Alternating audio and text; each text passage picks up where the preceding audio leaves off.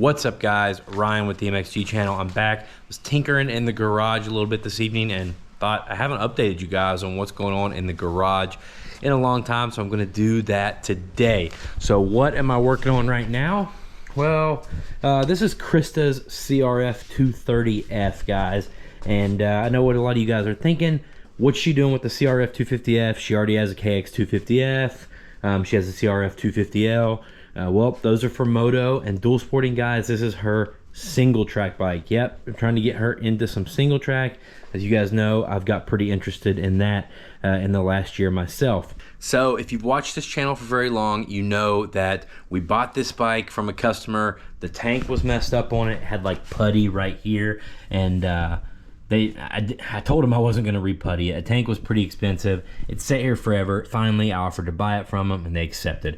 I put a tank on it, and I put a newer tank on it. I think that uses the new style shrouds, which I haven't picked up yet, which is why it doesn't have shrouds on it. But what else happened after that? Well, the last owner apparently had welded the cam chain tensioner, and we didn't know about it. The chain got loose on the second ride Krista took on it. Jump time, bend and exhaust valve. We fixed all that. We made videos on it. We put a new top end in it, new exhaust valve, timing chain tensioner, put a better back tire on it. It was also missing an entire exhaust when I got it. Found this one on eBay for 100 bucks. The carb absolutely defeated me, guys. I must have tried to fix that OEM carb from leaking gas. I must have had it on and off 100 times. I couldn't do it. I had a couple guys that are good on carbs try to help me with it. They couldn't get it. So I ended up just buying a carb off Amazon. So it's got new carb, new exhaust, new top end, and pretty much ready to ride. And then what happens after that? After that, Krista gets pregnant and can't ride. That was about, I don't know, 10 months ago now. She's about ready to be able to hop on the bike again. So I figured I'd get this thing out and get it ready for her. So I get it out and I go to try to start it, and it won't turn over whatsoever. I just get some clicking at the solenoids. What the heck? So I replace the solenoid, nothing. Come to find out, the starter is completely seized. And I just found that out by taking the starter cover off, and that should free spin. It can have some resistance, but it should still spin, and this one does not. So, you know, this starter's coming up on 2 years or 20 years old or whatever. So I was kind of freaking out because I put a starter on the WR last year, and it was a tiny thing, and it was like 160 bucks. Well, luckily there is an Amazon option for the CRF 230 that was 49 bucks prime. So got that, got some new cables for it, and hopefully going to have this thing dialed in for her to ride some single track on this fall. I've got some hand guards and bark busters to put on it and all that good stuff. So that's project one right now. The other project I've got over here, I've got this fork laying here. I've got some forks off a 14 250SX doing seals on. WR 450F, you guys know this is the one I picked up for 500 bucks a few years back. Excuse me, the top end was blown up. I put a top end in it. It starts and it runs great, but it's very erratic starting. Sometimes it starts first kick, sometimes it won't quite start. It's a little harder to kick than I think it should be. So I'm about to tear it back down and check the valves again just to double check.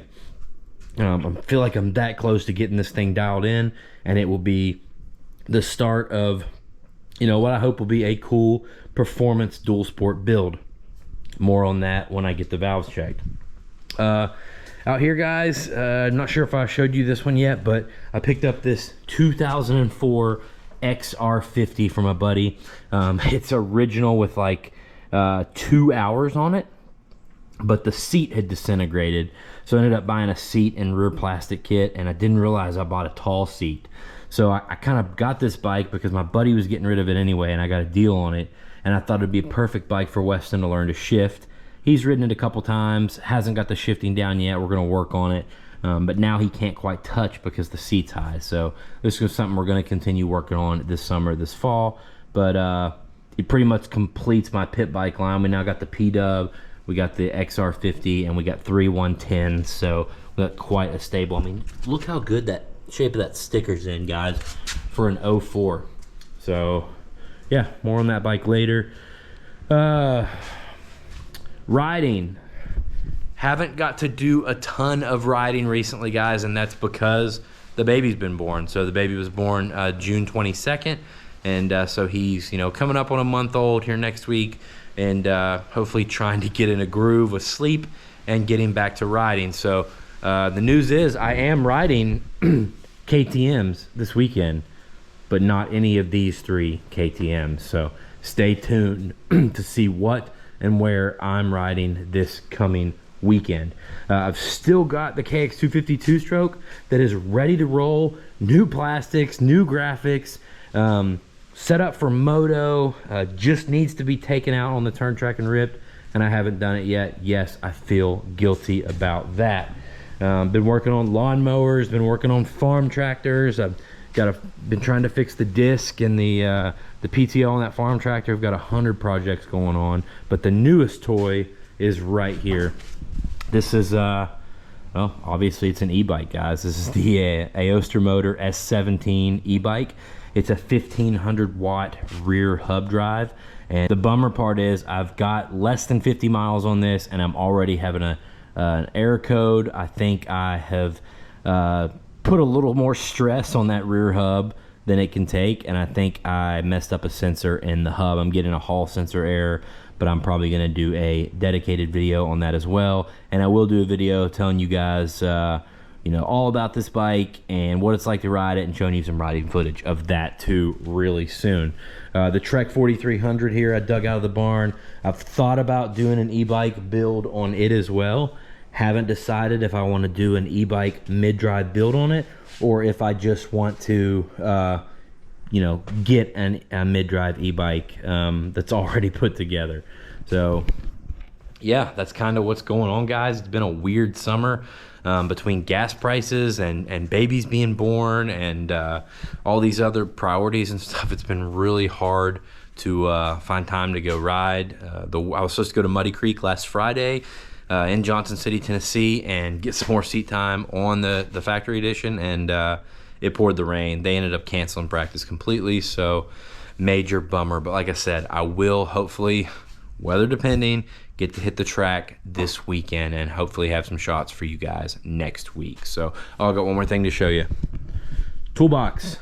So my track toolbox situation, the last few years, I bought a pair of these Matrix Concepts toolboxes. This is the small one. It was this one and another one that was like twice as big as this. It was a pair. They were on clearance, I don't know, 6 or 7 years ago, and I bought them. Why did I buy them? Because they looked cool. They have these stickers on them that matched my Cowies at the time. But I mean, I used them for a while, guys, but they weren't very high quality toolboxes. The metal is super thin.